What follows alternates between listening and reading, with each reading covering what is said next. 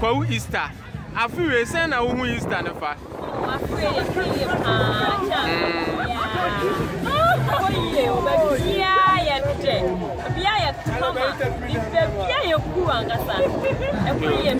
Yonti unuanom na e maye omo awo kontuom ne ade futuo be na ade mo na ade na wo ka kire wo mo.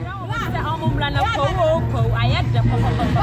Bia ye ruta e koye papa.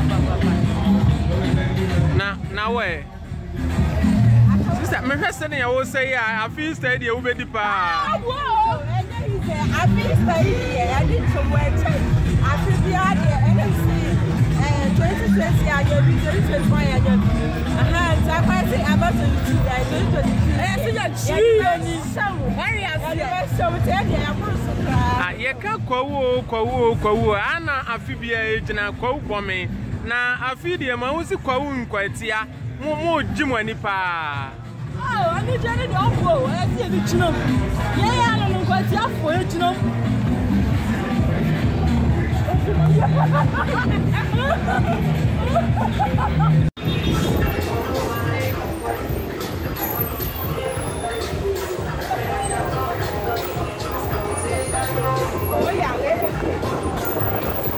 Ahai a uhu nyina ye Kwahu Nkwatia street na uhu dan da Kwahu no aya na ye fi se eye Kwahu bome nko a ba enai de ubowura bu Kwahu Nkwatia street na uhu ni padom na abu afaso ewo Kwahu Nkwatia enti Kwahu no enai de Kwahu nkro ni nyina so opiemu wa ha ubehu se Kwahu Easter no nipa dom ni nipa mpempem na edi Kwahu ye ka se covid enei ubowura mu a nipa dodo na esanse nanado ede abetudwa ye president ese se enei no yenya nose mask ne hye enu nti no hu se nipa dodo na ehye nose mask ewo street ni mu na emom se ye ntete ye ho ntam ne ade de uhu ni nyina bi ewo Kwahu Nkwatia PreViewGh ni na na somua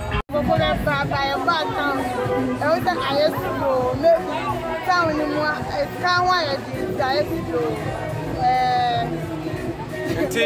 because of COVID, ninety na oma ma na se. COVID na ye say so system no. It's na go famba. Yo abusuafo na aha Kwahu Nkwatia and yebe mo wanya other towns na omudi dan dan nyina na ye kan se Kwahu no ye di no wo Kwahu obome nko aba nei PreViewGh ya gbawura mu ewo Kwahu Nkwatia na ye ne enipadom a atwehye mo ekoba ni nyina azuso etwe nkomo ebisa mo afi Kwahu Easter no se ne yefa mame wadofo a ye hwe wo PreViewGh na da asem na wo ka kire wo mo Easter ne dia na me kan se ne expect se na ne expect am anesta because e ba ye no all do na ye bana traffic by petrol and if na wo me last year ye better see bebre